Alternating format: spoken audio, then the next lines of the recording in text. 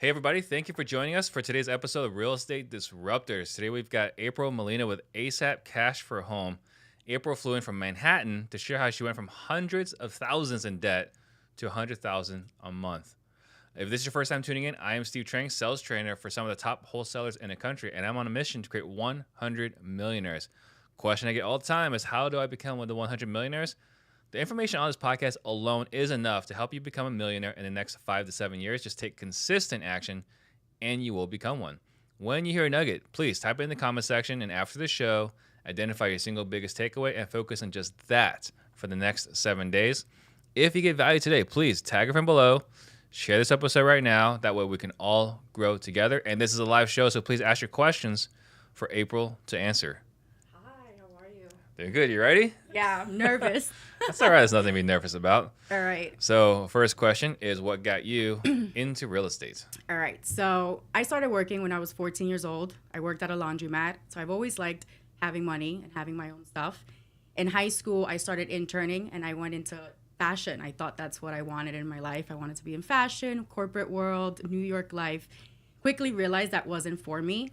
But being in fashion, I was around, we would go to after-work events, and I would come across a lot of people that worked in corporate. And all the time, I would come across people that were in sales or in real estate sales, and they were doing pretty well for themselves. And I quickly realized that that's what I wanted to do. So I quit my job and became a real estate agent in New York. So realtor. Realtor. You jumped in the realtor. I jumped into the realtor seat. Yes, I did. So you said you were 14? No, that was my 14. That was when I was 14 years old. This is out of high school, my young 20s, 20, 21 years old. But you started in fashion. And fashion. You explored that world.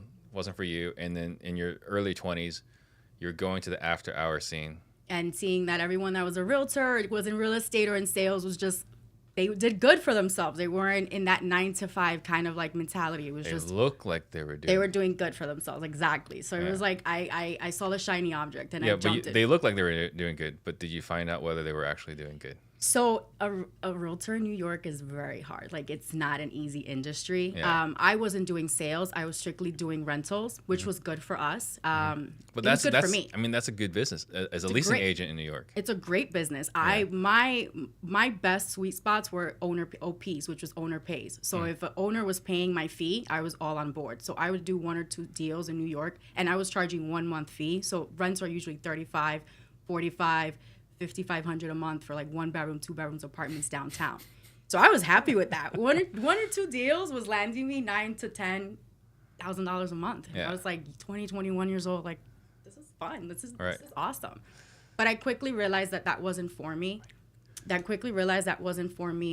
I had a situation with a deal where the person who was supposed to pay me, she kind of threw the check at me in a very distasteful way, and I felt disrespected me, and I guess I felt right there that she didn't see the value in my work. I mean, I was showing her apartments for weeks, walking in New York City. It was a tenant. It wasn't a landlord. It was a tenant, and she had to pay that deal. The tenant had to pay me, not the owner. Mm-hmm. So the way she kind of like, we were sitting at a desk like this, and she just like threw the check at me. It devalued me. And at that point, I was like, you know what, F this. Like, there's something else that I could do in real estate. That was really pivotal. That was a pivotal moment. How old were you? I was 19, 20 at the time. Okay.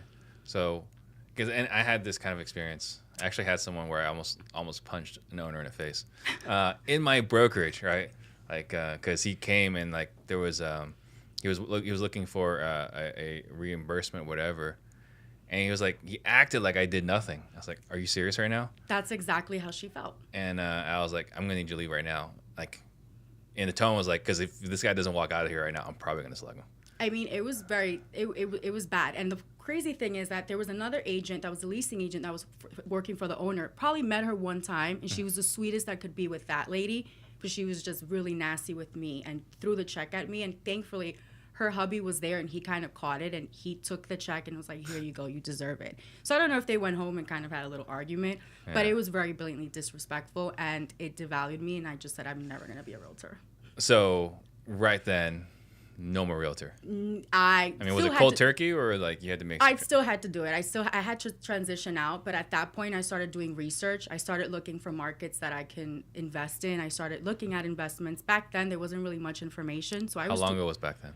I'm going to say 2013 to 2014 was around the time where I started doing research. I was still dabbling in real estate. as a realtor, and then I was doing side jobs, waitressing. I would do pick up things here and there just to make ends meet. But I was doing heavy research on how can I get into real estate? What other forms can I get in? How can I get involved? That doesn't mean me being a realtor only. So that's kind of how it started. Right. Okay. So you started doing the research, and then what did you figure out? So I knew that New York was unattainable for me to start. I just, at that point, I thought New York was just not, it was a monster on its own. It was something that I couldn't do. I felt I was kind of giving myself like top, like it's impossible. And now knowing what I know now, nothing's impossible in my eyes. Like if I want something, I can achieve it. But back then, I was like, New York is not it. So I started looking at markets outside of New York that I can still commute to and travel to. And I came across Pennsylvania because a lot of people in New York, it's very expensive. So a lot of people opt to move out of the city and commute into the city for work. Right. It happens all the time. If you're on the train and if you live uptown, you're probably on the train for an hour and 15 minutes if there's no like train situation going on, which is always all the time. But if you're commuting from Pennsylvania, it's pretty much the same. So a lot of people choose to move out of the city. They have homes, they have backyards, and then they commute into the city daily. They'll leave PA at 6:30 or 7 o'clock, and they're in the office by 9. Someone who's an early bird, that's not something that can't be done. So we started scouting. Pittsburgh was on the list. At that point, those years, return was about like from the documents that I was doing in my research, it was like 98% return on investment in Pittsburgh. Allentown and Philadelphia were also on my list. So Ash and I took a day trip to Philly. So you were with Ash at this time? I was with Ash at the time. We took a day trip to Philly, and we realized, hey, this is a good market. Like this market seems to be it. It's a metro city. It is a city. It's a little smaller, but there are people that are commuting into New York. So I know that I can gravitate and grab those New York buyers that are going to want to invest outside of New York. And that's kind of how I started building my buyers list, which we'll talk about later on. Right. So you expanded to Pittsburgh. To Philly. And you started operating there. I started operating there as looking for rentals and flips. So wholesale was not on my horizon. We were literally looking for flips and rentals that we can own, take down, do them ourselves, and then make money on them. Wholesale kind of just landed on our lap because the deals that we were buying had these crazy fees on them that I'm like, what is this fee? Like, where's this fee coming from? So you're buying deals and you can see what the fee is. You clearly see the fee. There's no blind HUD. It's just there at the HUD. So it's like I'm seeing these. I remember the first deal was $15,000. Second rental was $17,000, and then the flip that kind of destroyed us was about $35,000 in a fee. So I'm seeing these fees, and it's like, whoa, wait a minute. Like we can be wholesaling, but we went down the realtor and flipper way. Okay, so. You said you lost money on your flip. And my rentals. And your rentals. Yeah, it went really bad. Okay, so let's talk about the flip, and then we'll talk about the rental. All right, so this is where it gets touchy. All right, so Ash and I were doing really good. We're investing, and we were also investing in New York as silent partners with a friend, but that was just clearly, strictly silent partner deals. We weren't doing anything. We were investing money and receiving return. These deals were our own deals that we were going to hire contractors, manage them from New York, and we could do it all on our own. How long is that from New York to Philly? It's about 104 miles. So it's about 2 hours. Okay. 2 hours, 104 going and coming. So all right. Total 208. All right. Plus what you drive. So I got pregnant, and my pregnancy was very high risk. I was on bed rest majority of my pregnancy. Couldn't leave at one point I was admitted to the hospital 6 months in, and I had to complete my pregnancy until birth. In the midst of in the hospital room, in the midst of going through our flip, and this wasn't just like a regular flip. That's one thing. Please don't ever try to do a complete gut job, because we took a 3,000 square foot home and decided that was going to be our first flip to convert into a duplex completely for like first deal. That's rule number 1. Don't ever do that. But that was what we did. In the midst of that, I'm pregnant. So you started a little bit more aggressively. I started very aggressively. I just went all in. Yeah. Started very aggressive. I'm gonna do it. It could happen. And I'm the visionary, so I love Ash for this, because he's like, if you want to do this, let's do it. Like whatever you have the eye, let's go ahead, let's do it. So I'm pregnant. I'm confined in a hospital. Pretty much, I have IVs. I'm getting at least 4 shots a day. They're doing steroid shots on the baby. I mean, it was really bad. Ash was sleeping in the hospital in a little cot, waking up, driving to Philly to manage the property, and then come back and do it all over again for weeks. And then I'm in the hospital. I'm unable to leave my room. So at that point, it's just everything that was happening took a toll on us. And we did the number one thing you don't do. You trust your contractors. Hey, everything's going fine. Okay, we're not going to go today. That was him. I'm not going to go today. You guys have it. Okay, we're fine. Believing them that things were happening. Yeah. Later did we find out that wasn't the case. Well, what's happening? The job was not getting done. They were doing other jobs while they were supposed to be doing our jobs. Had a few people pop up. They weren't there, even though they were say that they were there. And then we pressed our contractor, like, what's going on? And he started saying he had issues with his wife. He was having all these personal issues. The next thing you know, he just disappears off the face of the earth with $80,000 that we had, plus materials that were already bought that went down the drain because we never got our materials. They were in his warehouse. And then we had subcontractors. So you paid him $80K up front. Paid him $80K to buy our materials. Either bought them or he said he had them. Turns out I don't really think he did. And then on top of that, our subcontractors haven't gotten paid. And he just vanishes. Oh, okay. So you're paying him. He's supposed to be buying stuff. He's supposed to be paying the subs. And he might have been buying stuff, but it wasn't for you. It wasn't for me. And then he was not paying the subs. Correct. Gotcha. And then he went dark. And then went dark. All right. Very dark. So then, did anything happen in that flip? No. That flip went to nothing. That flip pretty much. Did they even gut it? They gutted it. It was gutted. So they gutted it. It stayed gutted. And then they stopped. And then they stopped work.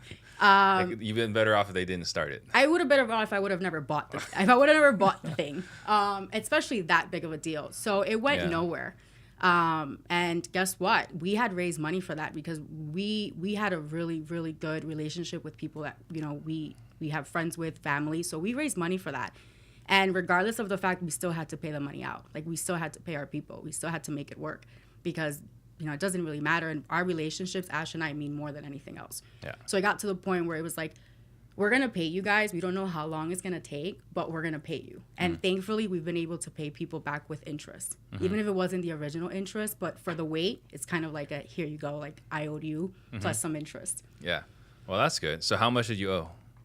With the house, which we'll talk about that house because I ended up wholesaling. That house. Lender allowed me to wholesale it. And then we sold it to the buyer and he paid me under the table because we couldn't let the bank know we were collecting. So with that and with people, that was the house itself was like about $250,000, $300,000, and then with people and everything, so it was about $500,000 to $600,000 in debt total with our rentals, the 2 rentals we had that were completely having tenant issues, and that's another story. So you bought the house for $250,000. Yes. Lost $80K with the sub or with the contractor, and then that's the total loss on that one. Well, it's not a total loss because you sold the property. Sold the property later on, but still, we still had to pay our people back, and we only made $10,000 on that sale under the table. But that had to get paid off. So they got there. As long as that wasn't something that was going to appear on my credit or my history, I was okay with that. But that was $250,000. Then we had our investors that we raised money with, total about $175,000. Still subs that need to get paid out, and then just so you still paid the subs, made them whole. Of course. All right. We had to make them whole. How much was that? About total it was about $30,000 to $40,000 with them. Yeah. All right. Yeah, it was a lot. It was a lot. Like, going back to that, there was so many things that I could have done different now that I'm in CG and I see. Like what? Never trust a contractor. That's one. Never do a first deal, a complete gut job. Like, just don't Start do that. small. Start small and safe. Don't go all the way in like we did. And that's something that's a hard one because a lot of us think we can do anything. Yes. Right? Like, true. I mean, you might have that same personality that I think a lot of us, like, we all have this problem where someone says you can't do this and your answer is watch me. Watch me. Right? It is. And so we start big instead of starting small. Yeah. But we all have to learn that lesson one way or another. We all have to learn it. It was a very hard lesson. It was a lot of tears. It was a lot of stress. I've never in my life experienced that anxiety that I experienced. Yeah. It was really bad. Like, days I couldn't sleep unless I was like taking Xanax or something like that to like medicate. Like, it was bad. So don't trust contractors. Don't start big. Don't start big. What else? if you are going to do it virtually, just make sure you have the proper people on the ground to manage it. Like, not the contractor, not the contractor's person who's on his team, like completely different person. Impartial person That has nothing to do with it, that's gonna pop up. Also, don't ever let the contractor know when you're gonna pop up. Like, just pop up. But don't say, hey, I'm gonna be there 9 a.m. on Monday morning, because they're always gonna be there. Yeah. So that's just that. Or just tell them all the times you're going to be there when you're not. Exactly. Yeah. Okay. So, all in all, first deal, how much debt? Total 250, 40 grand, 175 with investors. And 175 was for the rehab? No, that was what we took from investors for rehab, first draw, and then like cost. Okay. And then you also lost money on rentals. Yes. How'd you do that?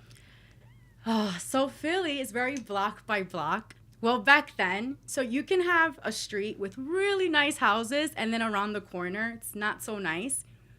They will, if your house is on that bad street, they don't care about the comps that are around the corner. No, that's the way it is, street by street. That's just very street by street. Yeah. So I went with the mentality like it's kind of like New York. Again, I was not properly educated. So I went with the mentality like it's going to sell. Like, why not? It's a great property. And it was also a home we did a good job on. It was a rental that did not look like what it looked now, like it looked after we were done. I mean, we shifted staircases and everything because the staircases were like right smack when you open the door. So I was like, I want the staircases on the right. So we completely did like a full gut job. And then it wasn't selling at the price that we wanted it to sell. So that was a deal those were both rentals. Those were two deals that we sold, and we had to come with money to the table just to like get out of the loan and just walk away with it. Because we were also self-managing those rentals.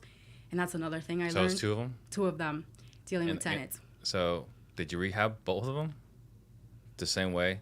Well, one was less gut. The other one was full gut. All right. First 3 deals, just not what you want to do. So, you mean you were swinging for the fences? I wanted to do whatever was going to get me into real estate. I was going to take it to the top. That was just my motto. Like, but you were swinging for grand slams. You were not doing singles, and you did it 3 times, right out of the gate, and that's how you got this $600,000. Yeah, insane amount of debt. In how much period of time?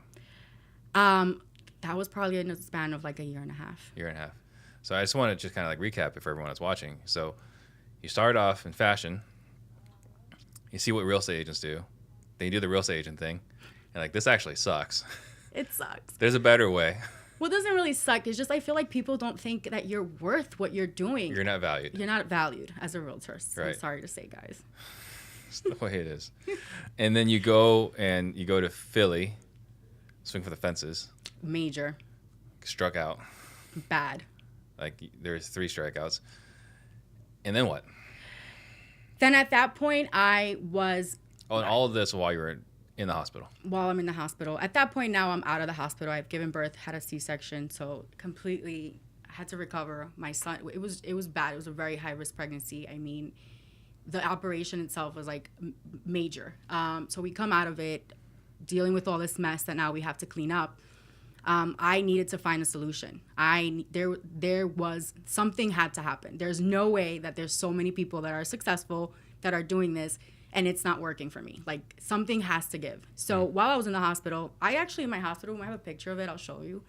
I turned my hospital room into an office. I had a printer, I had a desk, I had a board, and I would work from there. My nurses would come and take my pressure, and they would wonder, why is your pressure so high if you're sitting down? That's also how I killed my time, because I was there for weeks. Yeah. I would wake up, do my routine, and then work. So get out of the hospital. I have tons of information from YouTube University. Everything's everywhere, but I want to put it together. Like, how can I put this together? Yeah. At that point, Carlos and Sal were having their 2018 first all-in event, where I think Donovan was there, Keith was there, Tiffany was there. There was a few of us. A lot of people were starting in that room. And it happened to be that it was on my son's first birthday weekend. And I missed my son's first birthday to go to that event. That even Carlos made me get up in the middle of the room and say, He said, you know, everyone here, you guys are sacrificing. There was a few people that sacrificed things, and I was one of them, and he asked to get up and say, what are you sacrificing? Did he know? He knew. Okay. And I was like, well, it's actually my son's birthday today, and he's turning 1, and I'm here. Yeah. It's powerful. Powerful. But I knew that it was a way for him, for his life. So Yeah. I did what I had to do. So from there, so this is 18, you said? 2018. From 2018. So then that's when you transitioned Into wholesale. into wholesale. Into wholesale. I had all the pieces. I just had to put it together. It had to come together. But you already knew about wholesaling. I knew about Because the properties you bought. the properties I bought. But you never went down that route because you were busy. I was busy, and it's different to see a HUD and to see a fee, but what's the operation behind it? Like, I didn't know that part. So Well, most flippers don't. what's the operation behind that? How do I get these fees without doing anything? I mean, Yeah. the people who were selling us the houses were collecting these checks, and I'm dealing with all the stress. So it's like, something has to give. Like, this is not adding up. Right. And that's when I went to that event, and Ash stayed behind because, again, I kind of have the vision of what we wanted.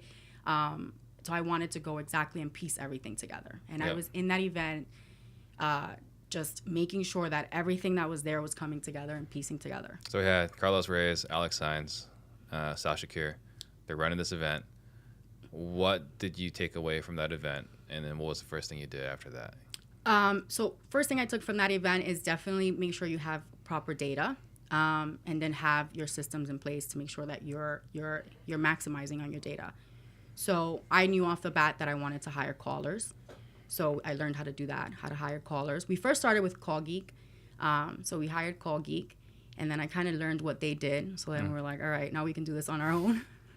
I took away from them. So I was like, all right, I can do this on my own. And we started hiring callers overseas in the Philippines and making sure our web form was properly submitted. What I expected from them when they submitted leads. Kind of kept the same model that Call Geeks had when they would submit leads, but I added a few more things and changed a few more things around. Yep. So that it could work for us. But basically it was the data and learning how to systemize the process. Gotcha.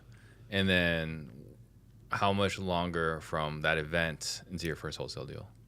That event was in September. We probably had, I'm going to say 3 deals by like October, November. So pretty quick. It was pretty quick. I mean, I don't think it was because we went through so much, but it was pretty quick. So were you doing it in Philly or New York? We were doing it in Philly, 100% Philly. 100% New York Philly. was like not even in my radar right now. Like at that point, I'm like, New York is unattainable for me. I don't even want to start here. Okay. So what was it like? You said you did 3 deals, and pretty much sounds like the first month. What were those deals like? They were 2 shells. Damn, I can't remember. They were 2 shells, and I think like a regular deal. One was like, they were like small fees. At that point, we were like 5. This was before we learned how to negotiate hard. Mm-hmm. So we were like 5, 7, like $10,000 deals. And then there's one deal where it was a lady. One out of one of the 3 deals, a lady, her daughter got killed in that house. And she didn't want to sell to anyone else. So for some reason, forsaken reason, she felt comfortable with us, with the team that we had, and she went ahead with the sale. That was a $22,000 spread. Gotcha. I would never forget that house because it was very eerie going inside that house when she mentioned, like, my daughter passed away in this room that you're standing in. Was it eerie before she said that? It felt very eerie. And then Okay. we had to go back because we had to board the house in the night, and no one wanted to go inside the house. Oh, yeah. I was like, no one. She was actually murdered in that house by her boyfriend. Yeah. And we flipped those houses. And we flipped them and they actually sold it. That was the funniest. It's not funny, but one of my buyers was ready to buy it. He was like, do you know this is like the murder house? I'm not buying this house. No one's going to want to live here once they know what happened in this home. But it actually sold. Like the end buyer flipped it and it was really nice. We flipped a house some time ago. And like in Arizona, you're actually not required to disclose. Right? You're not required to disclose a crime or anything like that, or if anyone's Lucky. died. But for me, I was like, if I'm gonna sell this, like I'm putting my name on this, like I'm gonna tell them, it's like, hey, just so you guys know. And they're like, okay, well, just take $5,000 off the price. Like, okay, if that's all it's gonna take, then fine. Yeah. As long as you guys know. But like it was like a murder suicide, like the guy, what was he? He killed his girlfriend. I think they're 2 dogs, and then he killed himself. Well, her story was actually on ID. he tortured her for days and then set her on fire. Oh my goodness. Yeah. So So it was very eerie. yeah. All right. So you wholesaled that one. And so 2019 it was smooth sailing. 2019, I remember we're in a lot of debt. So 2019, I took on, that's another thing, like what I've learned. I took on a partnership that I probably would have never taken if it wasn't based on like we were going through, and I just kind of wanted help and I needed operational help. So it was going well. Like we had an in-house team. There was a few people working in the office. Everything was going really good. We were getting a lot of deals, but it was like our margins were not there. Like we were making good money, but we were spending just as much. Like we were trained in the next mastermind we went to with Ralph to like scale. Like you have to make sure you're putting money first, don't profit first. Like if you want to make $200,000, you have to spend a month, you have to spend 20% or more. Like we were trained like that. So we were like making and dumping right in. Like, all right, let's buy $10,000 of data this month. Let's up it next month to 20. And that quickly, like that was another thing where I realized like this isn't working at all. So before we get into that, partnership, you entered and left. We don't have to name any names. Of course. What were you expecting in the partnership? Where did it go south? Honestly, I was expecting a partnership where we can build. Where it went wrong, it was just we had two different mindsets. We had two different visions of what we wanted. I don't want to name drop or it's so long ago. Yeah. It was just a matter of different mindsets, like different visions that we both wanted for the company. It didn't make sense for both. Did you know that going in? No, I did not know that going in because I kind of brought that person into the world of real estate. Kind of wanted to, we had to sit down. I was like, all right, you want to come work with me? Like, this is what's going on. Like, this is what I'm currently dealing with. I'm in a lot of debt. Like, I'm in a lot of debt. My banker even was like, you're buying into debt. Like, but it's okay. All in, like, let's do it. We're going to figure it out. And I knew that from my mindset, I would figure it out. But I think that the person that I partnered up with wasn't really, believing that, or maybe she didn't see it. So was it a situation where your vision was bigger than hers, or was it a situation her vision was bigger than yours, or it was just two completely different visions? Completely different visions. I was quickly realizing, remember that year, we're making deals, and it's like we're spending amounts of money out. So it's like our expenses are kind of like, our margins are not there. I quickly realized that we can have a really good system with where it's tighter, it's smaller, and just maximize on what you have, maximize on your data. What kind of margins were you having? Oh my God, they were bad. I mean, if anything, we were like at like 10 or like less. Yeah, it was bad. Yeah. It was bad. So what did you not like about that? I didn't like the overhead. I did not like knowing that it was X amount of dollars coming out and like we're not really seeing it after everything's being paid off, because we didn't have that profit first mentality. So it's like pay everyone, invest in the company, Leaders eat last. And then keep the scraps for last. So like that wasn't really panning out for us. And I quickly realized that we don't really need to have that. Then there's certain people that I've listened to throughout my life as in podcasts. Like one podcast I listened to was Jared with Dallas. He learned to have a very systemized, small team, lean machine, as he would say. This was like, I think, Bigger Pockets, like 2017, 2018. So I'm like, all right, he's on to something. Yeah. Like, that's kind of the philosophy I want to go to. Then I was seeing all these dead deals that we were killing because of like dirty titles, or like they were just not making sense, or they're over leveraged. So we're completely killing them. Then I heard Uncle Carl. So I'm like, wait, something can happen with these deals. Like there's actually a solution to this. So when I walked away from that partnership, I left everything. I walked away. I walked out with no team, no anything. Oh, so you just all right. Disappeared. Left cold callers, assistants, everything. This was like June or something of like 2019. But all I left with was a list of dead deals. So then I left that office. I went to a lunch meeting, had a conversation about subject twos. I was like, wait a minute, I have this one seller who has 3 properties. In that table at lunch, I called the seller and he was like, yeah, come tomorrow. $5,000, 3 properties. Nice. Deeded over to us. Yeah. Oh, so you paid him $5,000 for 3 properties. For 3 properties. It's not too bad. Not too bad. Yeah. Deeded it over to us. There was some debt on it, some taxes. Buyer was okay with it. flipped that For 40,000. nice. Yeah. So it's a pretty good start. And I was like, there's something to this creative. But at that point, it was like very like fluffy. But I Yeah. knew there was something because Uncle Carl, Dave were like really big to me. I still have their numbers. Like I was reaching out to them like, can you help me with this? I joined Uncle Carl's mastermind. Yeah. Even way before he was in CG. So I learned a lot from him. And I'm like, okay, I have to maximize on these trifectas, as he calls them. Right. I want to touch on something here because you mentioned very low margins and then you mentioned profit first. And I think that one of the things that there's like multiple stages in this industry. The first is like this can't be real, right? Like that's like the first thing. And then it's like, okay, well I can do this. And then after you do one, there's like, I got to go all in. I got to dump everything in and I can't pay myself. And you learned after how long, like that is not a good idea. June 2019, and that's not a good idea. So not very long. Not very long. Right. And the reason why is that works until you have a shift in the winds or this and that. And now your 10% goes to zero instantly or negative. So we always encourage people to pay themselves first, have a higher profitable business. So I'm glad that you.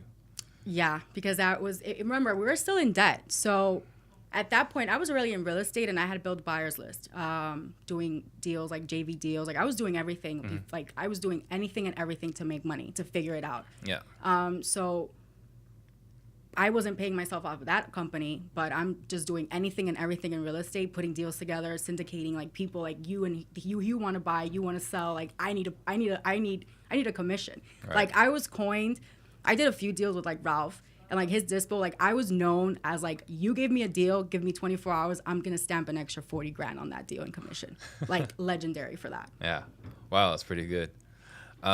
So how did you go from this right here where you start on your own again to Our lean kind of machine. lean and then 100K months? So left June 2019, June, July, we kind of broke the whole company off. So we had a final payout. So that payout right there, when we got our office and we hired within a month. Like I already had our system dialed in as far as like what I needed to get right in running. I had data. I knew I needed my call systems. I needed my CRM, and I just needed my people hounding my leads. So in a month, we set all of that up. And then from September to September to December of 2019, those months, we made 200 grand in that amount. Wow. Just went straight all in, like completely in. Great deals, big spreads. We learned how to negotiate better. And Ash is actually really good. Like I threw him into acquisitions. He wasn't gifted for that. He didn't think he had it in him, but he ended up being. That's surprising. He actually became a really good negotiator. Yeah. I mean, he has no shame in like coming in and like creating these big spreads. So let's talk about that. So you attribute a lot of your success to negotiating better. What were some tips for someone who's listening, like negotiation tips?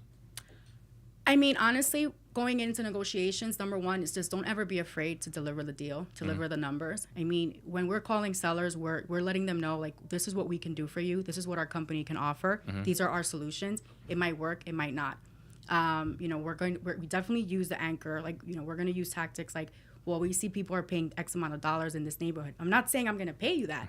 I'm just telling you that's what they're paying. Yeah. Just to kind of get their head around. But most importantly, we use what is their issues? What can we do to fix it? And how can we deliver?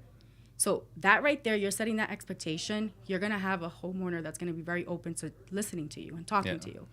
And, we're also going to define what we can do. So in negotiations, it really comes down to not being afraid to deliver. If it doesn't work, it doesn't work. It's on to the next. But if you go with that mindset of like constantly thinking about the number, like the what ifs, you're going to be scared.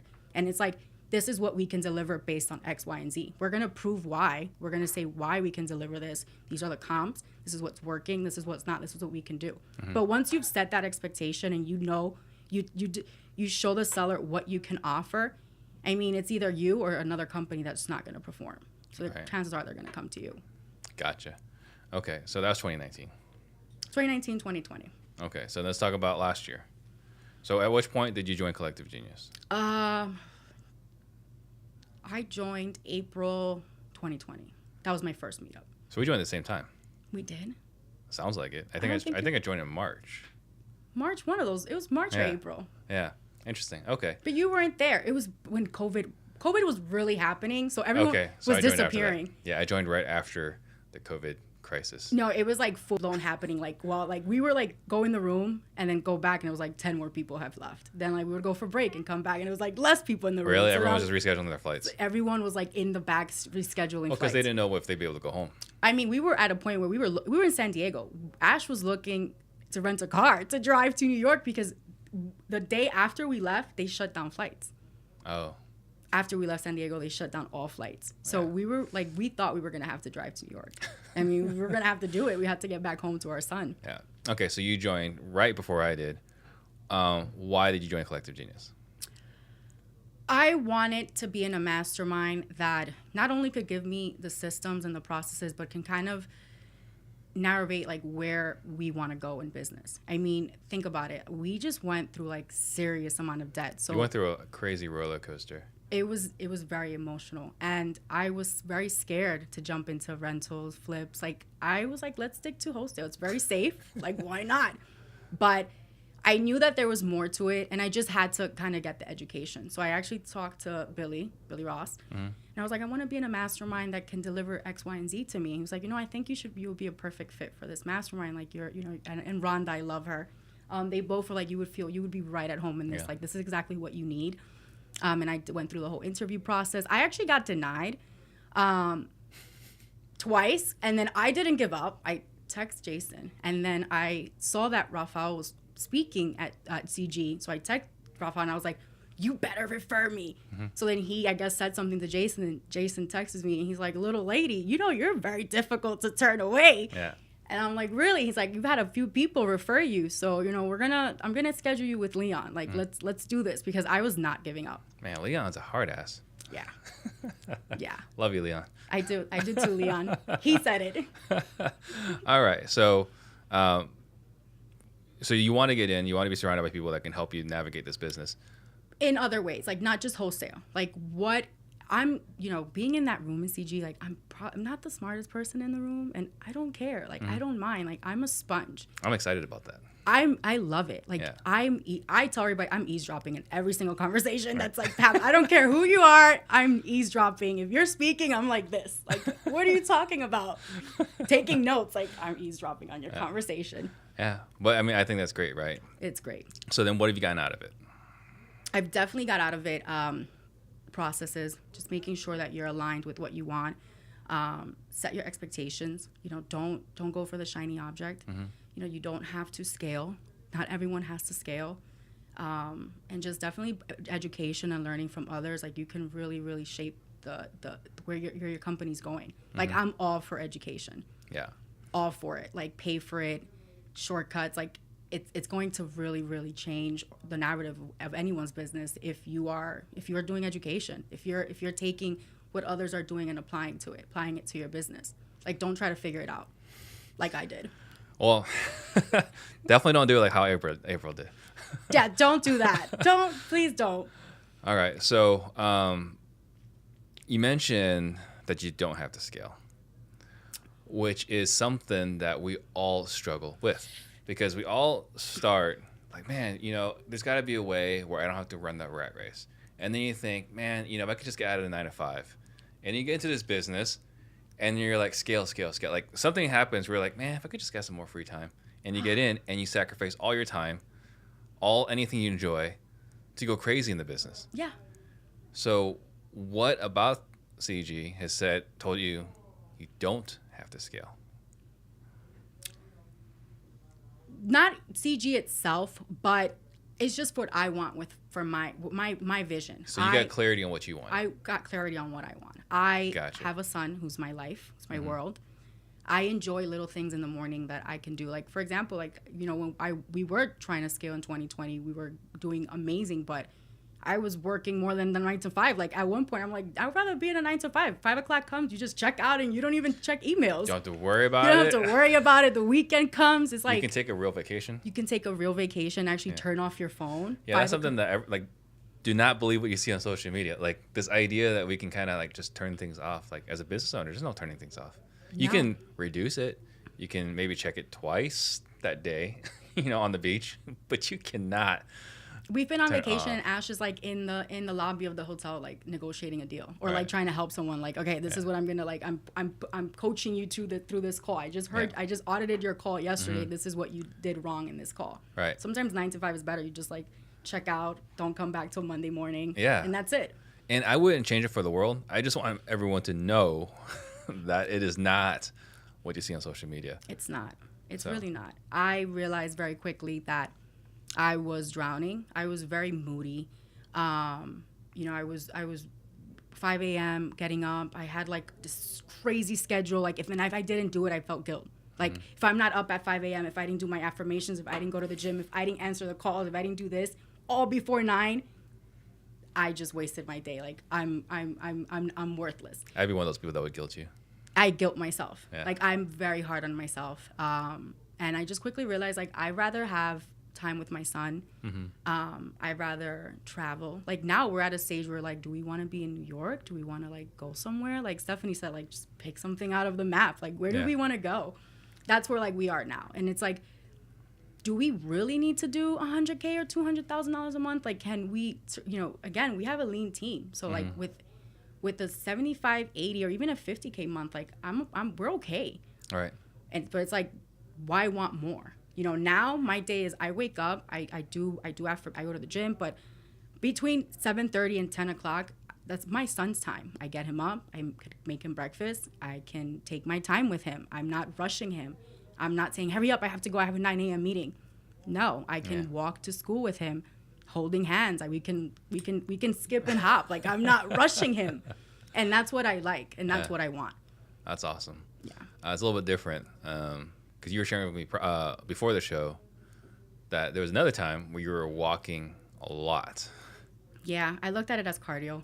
Do you want to share with that? I mean, the difference, right, when you're getting started versus where you are today? So we went through this insane amount of debt, and thankfully, Ash and I were really good with like buying, like we would buy sneakers and expensive bags. So sad to say, but like that resale market works. Like there was a lot of times that like sneakers paid our debt, like or paid our bills. Really? Yeah, like there was times that like I would flip a bag to like pay a bill off.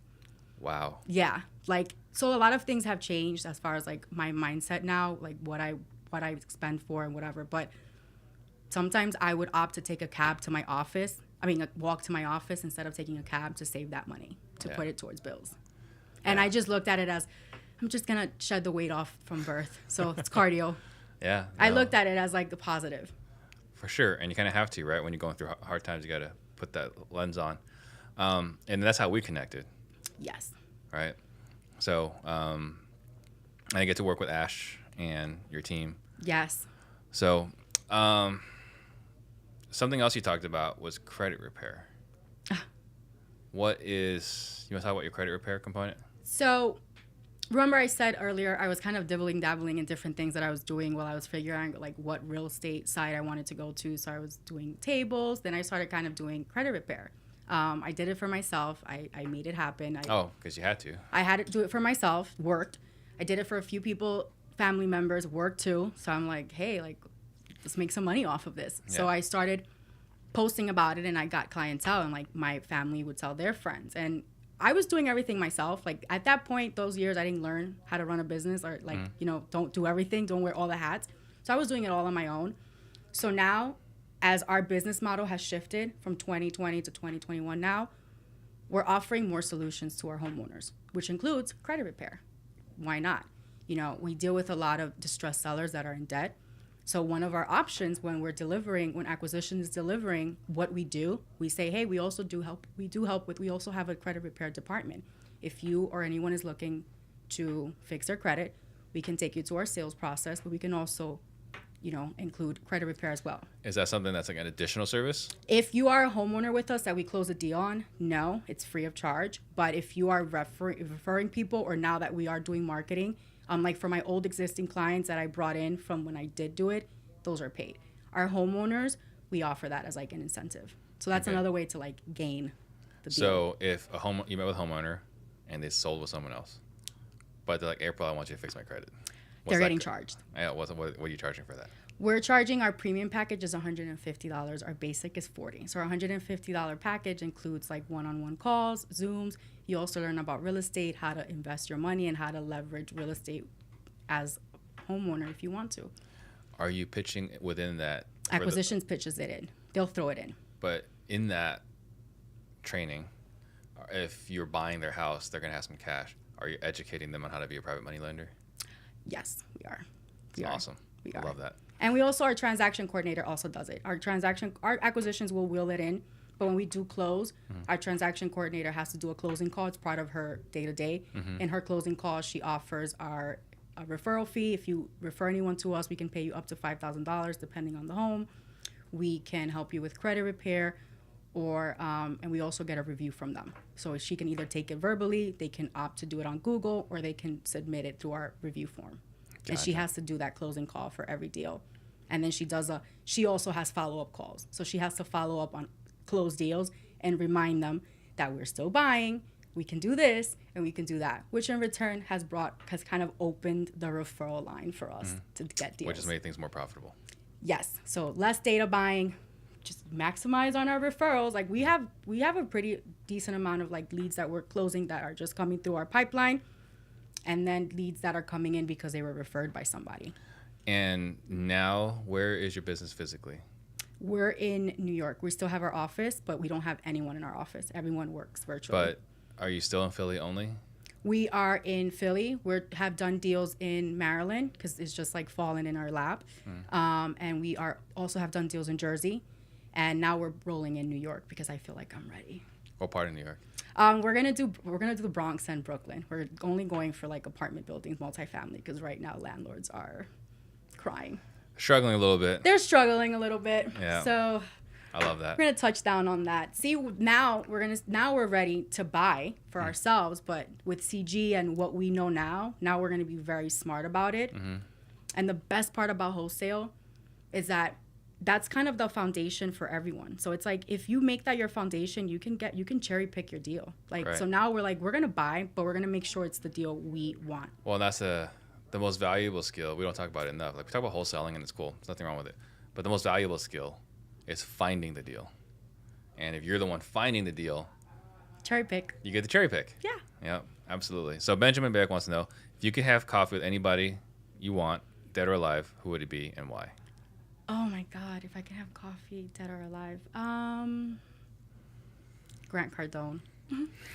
Grant Cardone? I would say Grant. I just want to, you know what? He's a self-made billionaire. Like, I give him props for that, and I would just love to pick his brain because he gets a lot of shit sometimes, and I don't really think he cares. No, he definitely doesn't care. And I want to learn how to like be like that. I mean, to me, I look at him, he's almost like a twin of like Donald Trump.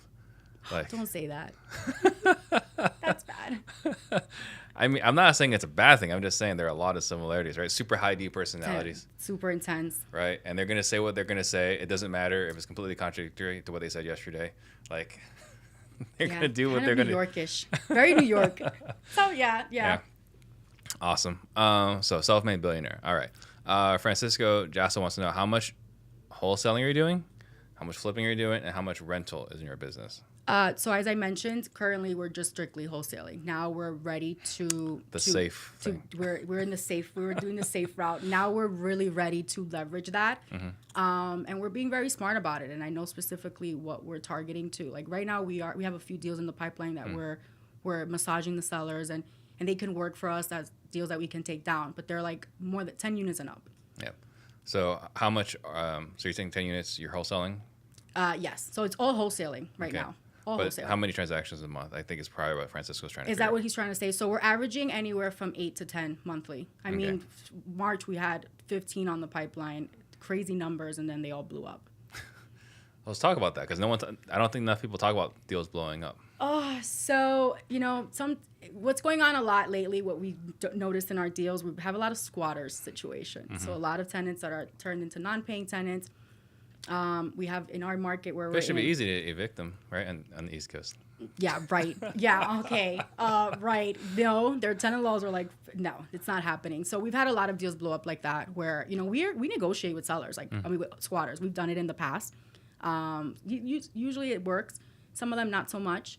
But in March we had 593,000 in the pipeline to close, and more than half of that like blew up because of squatters and because of title situations, like titles just not clearing, which I still see there's a solution to it because obviously it's not a creative side. So we're working those deals, but squatter situations seems to be the big one for us. So you mentioned earlier that there was an incident with one of the squatters. 2 incidents. Well, yeah, they pulled out. There was a squatter situation. They pulled out guns on our property manager and kind of scared him off a little bit. Does he still work for you? He does. He does still work for us. Because I think I would just submit my resignation right then and there. Oh, he still works for us. And then Ash went down and tried to get into the house. I'm like, are you insane? Ash went to go? Yeah, because we wanted to make the deal work. So we were like, it's a $45,000 deal. Like, we need to make this work. So he goes down. He needs to get a picture for the meter that's inside the house. And he's like, can I go in? He just offered these squatters $3,000. Mm-hmm. So then he's like, can I come in? And they're like, yeah. So he comes to the car. He's like, oh, they're about to let me in. I'm like, are you insane? You just offer these guys money. Like, they're going to think that you're carrying this money cash. Mm-hmm. And there's been a few incidents in our market where investors have been beat up or things have happened. So I was like, absolutely not. You're not getting in that house. And that deal blew up and it was $45,000 spread. Yeah. Scary. Yeah. And a gun pulled out on us. Right. Okay. So you said there was 2 of them. What was the other incident? Our guy got harassed. That was our first friend. So he got harassed, almost got beat up, but not so much. It was okay. And this is in Philly or this is New York? Philly. This is Philly. All right. Sorry, guys. Don't come to my market. All right. Mark Wynn wants to know, what company are you using for cold calling now? I manage my own callers. In-house. In-house. And what are your KPIs? What are maybe 3 or 5 core KPIs you measure? Offers submitted daily. How many leads are being contacted, offers submitted daily, how many who we are we're sending. That's most importantly. And how many dials are acquisitions doing. But most importantly is my offers daily. I need minimum 10 offers a day out, whether it's verbally or sending it in an offer letter. All right. And then Mark's follow-up question is, how do you produce leads? How do we produce a lead? Where do you get your what are your top 2 or 3 primary lead sources? We use PropStream. We buy data from ListSource, and then we also scrape the county. So county websites, I've hired someone overseas, and they scrape the websites for me, back end it. Yeah, it definitely works. So Sanafinis. And then we stack it. But it's got to the point where now I feel like we own all the data. Like, there's only so much data you can buy in your market until you own it. So, like, my callers cannot tell me there's no lead. Like, I'm like, right now in our Zen call, we have 183,000 leads. You cannot tell me that there's no data. If you haven't submitted 183,000 leads, keep dialing. We had, let's see, it was 2019, beginning of 19. Myself, Jesse Burrell, and Jared Vidalis, we bought the list for the entire county. So, and it's like, what else are you going to do? Yeah, so we got 450,000 records, skip traced. Oh my God, what a bill. Did you skip trace it all at once? Well, that was the way to get it at the lowest price possible. Oh, you had to bulk it. We bulked it. I think we split 28,000 for everything, right? It's not bad. It's not 3 bad. ways. No, that's not bad. All right, so Nafa just wants to know, how much net profit do you make per year? So last year we did 765,000 total. That was gross or profit? That was gross. Gross. What did you end up walking away with? We walked away with 525. All right. And then his or her follow-up question is, are you the owner of the business? Yes, I am. With my partner. We're partners in the business. Who is? Ash, my significant other. And, yep. Yeah. And head acquisitions. Yep. Alejandro wants to know, if you were 23 again, what would be the first thing you would do with the knowledge you have now? Definitely not do ground up deals. I would pay for education. That money that I had where I was doing real estate realtor and I was making decent money, I would have found a really good education course. So the money you made I would leasing in New York, and apply that towards education. Applied it to education, 100%. And that's really easy to say that now with the wisdom you have now. But what was your thought back then when someone says, hey, April, how would you like for me to teach you everything I know? And I'll charge you. YouTube. Yeah, I'll teach you. I'll charge you $30,000. I'll teach you everything I know. I would say I'm going to YouTube University. And I had that same problem too, right? Like, it's that we need to get smacked around to get the humility, right? Because I remember I was like, why would you go to these conferences and pay 25, 30,000? I would rather just lose 25, 30,000 learning it the hard way. That was my mindset when I first started. That was. And Mine's too. yeah, but that was not the right mindset. It was not the right mindset at all. At all. And also with YouTube, you know, not everything that works for someone's going to work for you. So on YouTube, I'm listening or watching 10 different people who are saying, do cold call. No, do direct mail. No, do it this way. Do it that way. Send the yellow postcard. Make sure your envelope is colored. Put coffee stains on it. Have your kid draw on it. So it's like, whoa, which one works for your market? So it's like that would have definitely changed a lot. One of them definitely works. One of them works. But also it's what works in your market. Not everything that works in one market is going to work for yours. Like some people, you know, in the Midwest, people love to talk. Homeowners love to talk. In New York, you tell a seller, I have money. They'll be like, so I have money too. Who cares? Yeah. What company you work for? One of them was like, I'm Googling you right now. What's the name of the company? Like they're very, you know, that's New York market. It's aggressive. Very direct. Yeah, we were talking because New York or Phoenix, you know, everyone's used to being cold called. For years, they're used to getting cold called. And one of our buddies was like, yeah, I just moved to Alabama, and like they're so nice. You know, it's like, this isn't him, but I hope you find him. Like, that's not him, but I think you have the wrong number. You know, you try this. Like, it's insane. Totally different profile. Yeah. And then, let's see, who else is there? Okay, so you mentioned earlier creative finance. So Andrew's question is, do you offer sub 2? So let's talk about how you apply creative to your transactions. So again, that kind of fell on my lap. Remember, as I said, I left that partnership and I left with a list of dead deals. But I felt like there was something that could be done with them because I had heard Uncle Carl and Dave Day on podcasts. So they kind of fell into our lap where I learned, you know, we can have a property deeded over to us, or we can have a power of attorney so we can negotiate the debt. Or there's actually investors that would buy deals with debt if those are the type of buyers. So it just we look at the deals. We see now it's like no lead left behind. I kind of coined that last year. Sorry, Phil. And we look at a deal. It's case by case. If this avenue doesn't work, will this avenue work? And subject twos come with it. Like we've sold lots, we've sold homes with subject twos with debt on them, and there's a buyer for everything. Like I believe there's a buyer for everything. Who's Phil? Phil Green. That's what he says too. No, he said we had a meeting once, and I was like, no lead left behind, and then we kind of like both we were like, who coined it first? That was kind of like our inside joke with Eric. Gotcha. Yeah, Phil Green, waiting for him to come on the show. Oh, he's amazing because I have right now in CG, like I have his like voice in like my head. Yeah, he's a monster. Yeah, he's a really amazing person. And a very competitive market. And because of him, we've actually transitioned where like now we're hiring people in America. Like it's remote, but we're hiring in America. Like we're not just focusing on overseas people in the Philippines or South America. Yeah. As for the guys don't know who we're talking about, it's another guy in Collective Genius. Yes, Collective Genius family. He's doing 30 plus transactions a month in San Diego, and he's making stupid amount of money per flip. Crazy. Yeah. I mean, I would be happy to make that on one of my flips. He's making that on average. Yeah. Oh my God. And his COO, he's like, you remember that event where like we blew us all away with his presentation? Yeah, Eric is he's a monster too. He's ridiculous. Crazy. Super sharp guys. Yeah, very sharp. All right. So you're going lean. So with your business being lean now, what was your overhead when it was crazy? What's your overhead now? So we went from having an overhead of about 40 to 45,000, and that was including people. And I include also my marketing because our number one marketing is cold calling. So that includes our people. It got to a point where I had a team of 12 cold callers.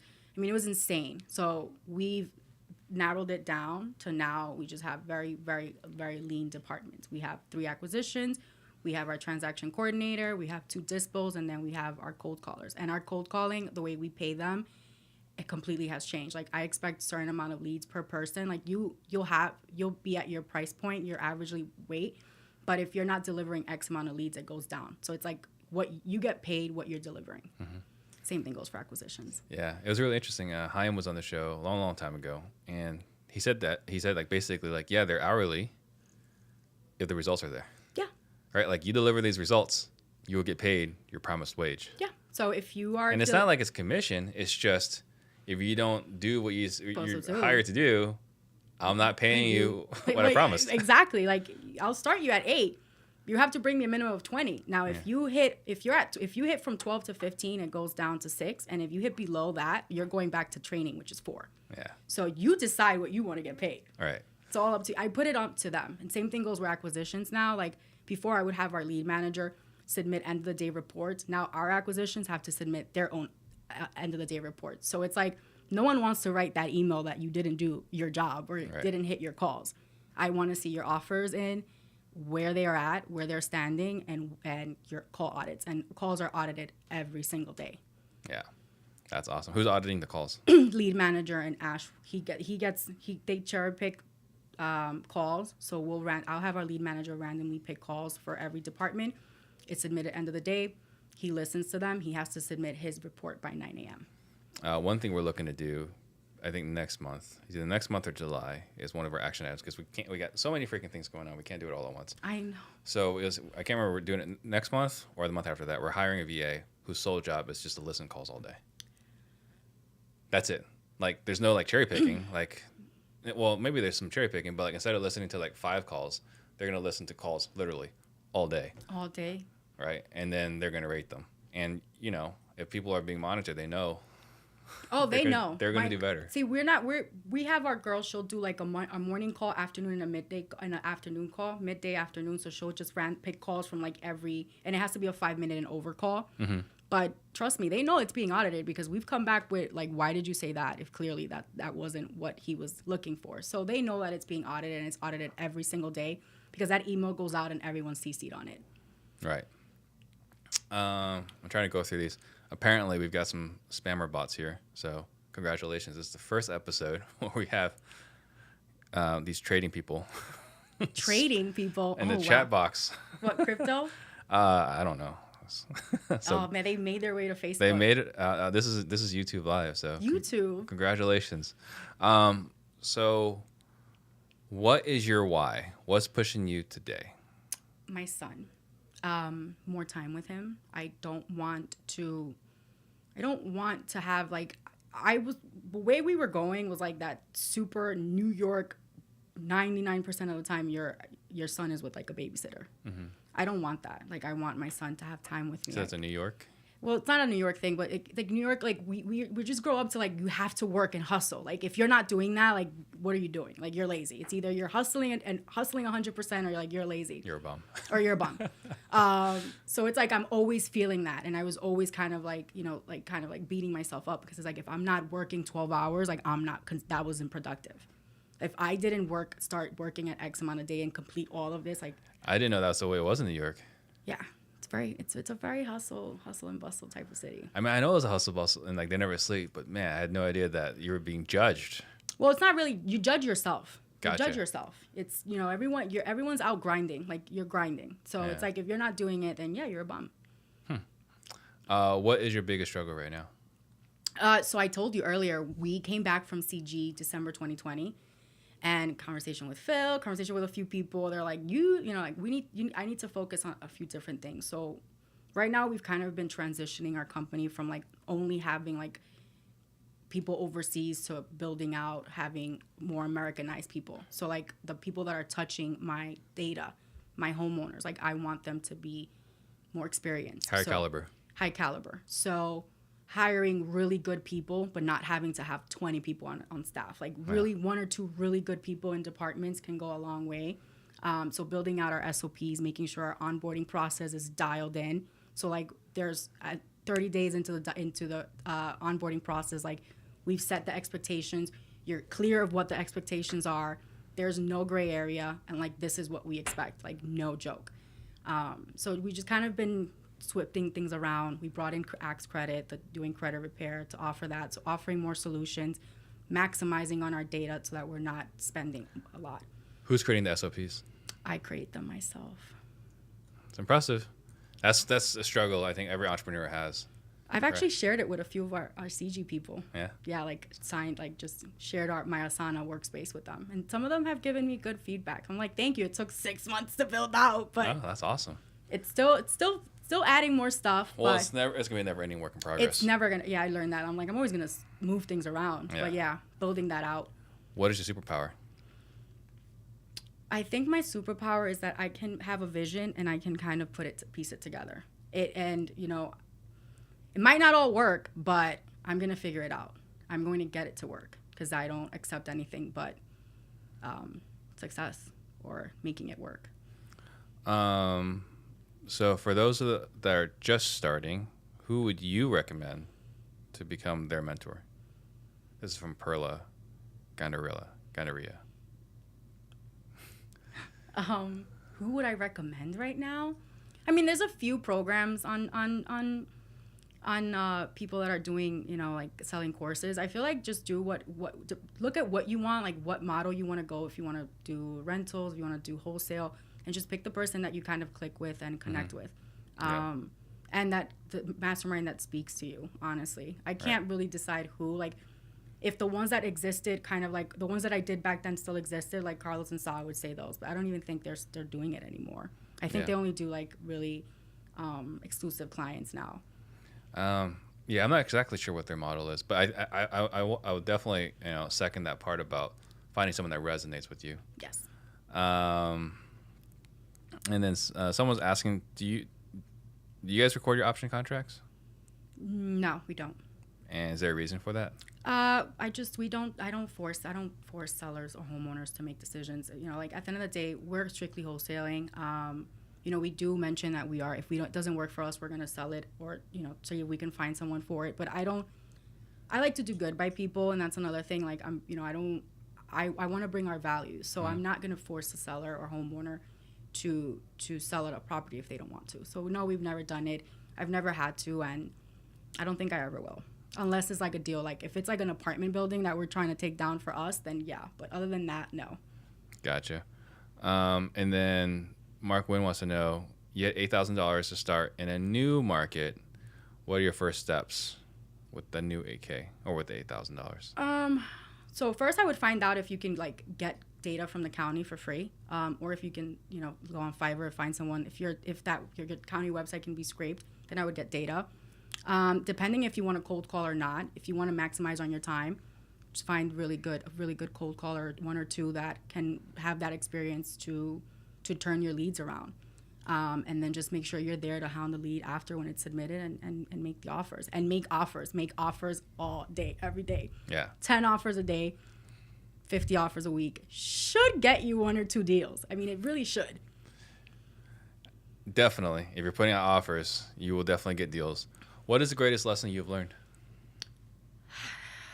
Greatest lesson I've learned is just make sure that you're understanding what you're jumping in. Don't do what I did. Don't just like swing the hammer and just hope for the best. I wanted to go all in and I was just like, F it, like I'm gonna do it and I'll figure it out as it goes, but that didn't work out so well. So definitely like just realize what you want to do and make sure that you are ready and don't do a gut job. Yeah. Well, I think the reason why you're successful is that you believe you can do anything, right? You have unlimited ability, right? You got unlimited confidence, which is a great asset. You just don't have to tackle the world on step one. Yeah, basically. Don't do it. Get there in 7, 8, 9, 10 steps. Exactly. Right. Samuel wants to know, what is the best CRM? Now, Salesforce. 2 years ago, I would have said Podio, but not so much anymore. Salesforce. We part of CG. We're all transitioning. I think everyone's transitioning over to Salesforce now. Yeah, who else talks? They're like, should I do Salesforce? Like all the cool people are doing it. Oh my god! Now that I've seen it, I'm like, Podio. I can't even look at Podio. Like we're still working on Podio, and it annoys me. Yeah. Like Stephanie says, like we can't predict what's going on, and it's like now with Salesforce, they can't submit, like they can't click out of a lead unless like tabs are like clicked on, and I love that because acquisitions always forgets to notate or tag the damn account. Yep. So now they just can't get off the page until they do it. And I love that. So the next question is favorite, best, or most interesting failure. I'm guessing probably Philly. The first flip in Philly. But is there anything else? No. Surprisingly, that's my best lesson. It was the hardest thing I've ever went through, but it taught me a lot. Mm-hmm. It taught me that if I put my mind into anything, I can do. Like, it also taught me, like, to believe in faith. Like, I really went through, like, some heavy stuff. And I prayed a lot that we were going to overcome it. And And we did. You did. And we did. Yeah. So, again, we've said this multiple times, but it's not all rainbows and unicorns. No, it's not. But there's going to be a lot of suffering, but it's worth it. It's worth it. It's worth it. Yeah.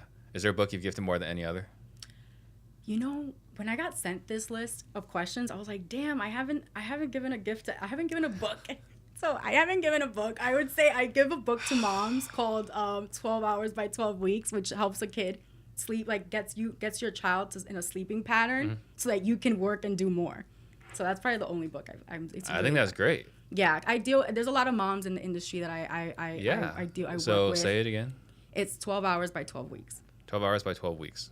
And it's Gotcha. a mom book. Well, mom CEOs.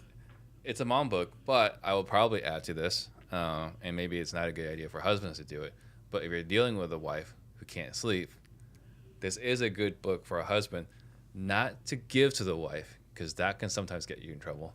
Just leave it on the coffee table. You know what? It's actually a really good book because it teaches you to teach your 2-month-old kid how to go on a schedule. So it's actually teaching you, it works in its best because it's teaching you to put systems and processes together and figure it out. Yeah, so I would definitely recommend that book. Yeah, so I think that's a great book. It's never been suggested on the show before, but I think that's a fantastic book. Yeah, I wanted to resonate and speak to moms because I am a mom and I'm always struggling with working too much, mom life, working too much, mom life. You're not alone. Yeah. I know a lot of really powerful, strong women in the industry, and this is something that, and even something that I go with back and forth with my wife. She's like, like how much is too much, and so on. So you're not alone. I think that's a great, great book. Think about what you want to leave the listeners with while I make a couple of quick announcements. Okay. Guys, if you got value today, please like, subscribe, share, comment on this. It helps us a lot. Next week, we got Gary Harper, who is a great, great friend and someone that helped me kind of see the stupid things that I was doing. So really helped me fix my business in a big way. So he's going to be here next Wednesday. And then we do have our sales training event, June 11th. If you're interested, send me a DM. Last thoughts. All I want to say is, when you're going through this career, you're going to hit a lot of bumps and it's going to scare you and it might make you want to stop and not do it. And it's like, do it. Don't. If that's your why, if you want to move forward, don't, take the chance, but be very smart about it. Don't do what I did. Don't go into a gut job. Get education. Like if you can afford it, if you have money and you're deciding like that question, $8,000, like what should I do? Get the education that's gonna help you get into that. Don't just jump into it. Take the education. Get educated. Yeah. That's 100%. It's going to shortcut you. It's going to help put everything together. And in the long run, it actually work more than trying to just figure it out and like take that $8,000 and like go buy data, do this, do that. Like you're still going to be in circles. Well, you see this, right? And people buy data. It's like, oh, I can invest in coaching or I can invest in data. And it's like, okay, so go do whatever you think is best. But I know if you go invest in that data, that's great. Maybe you'll figure it out. Or maybe not. Man, how much you would have saved. Like, what if you bought the wrong data? What if you bought the data from the wrong place? What if you take that data and it's old or you don't know how to leverage it, and by the time you figure it out, the data is useless. There you go. Right? So, but we don't tell people what to do, right? Just kind of let them. Don't. But definitely education, guys. I think everyone here gets and says the same thing. Yeah. Education. There's a reason why we're all saying it. Don't reinvent it. Yeah, there's no one that's been on the show that's like, yeah, I figured this all on my own. No, get educated. I tried to and saw how that ended up. Yeah. How can someone get a hold of you? You can reach me, April at aainvestpartners.com. My Instagram, which is pretty hard to type. So if you want to put it on the notes. And I'm on Facebook. I'm all over Facebook. April Molina. What was the handle? It's so hard to. It's APPRRIIILL. I need to change it. All right, I'm giving that one up. All right. I told you. I need to change. I'm for like the real April Molina or something. I don't know. Yeah. All right. So guys, again, if you have value, please like, comment, subscribe. Thank you guys for watching. Thank you so much. Thank you. Oh my God. Thank you. It's a blast. My hands were sweaty. Thank you.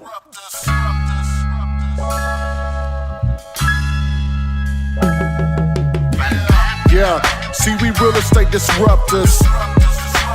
Can't nobody touch us. And yeah, we about to give you game. Shout out to Steve Train. Real estate disruptors. they cannot touch us. And yeah, we about to give you game. Shout out to Steve Train. Jump on the Steve Train. We about to give you game. REI's flowing through my veins. And you don't have to look no further. See right here, you gon' learn everything. Shout out to Steve Train. Jump on the Steve Train. We real estate disruptors.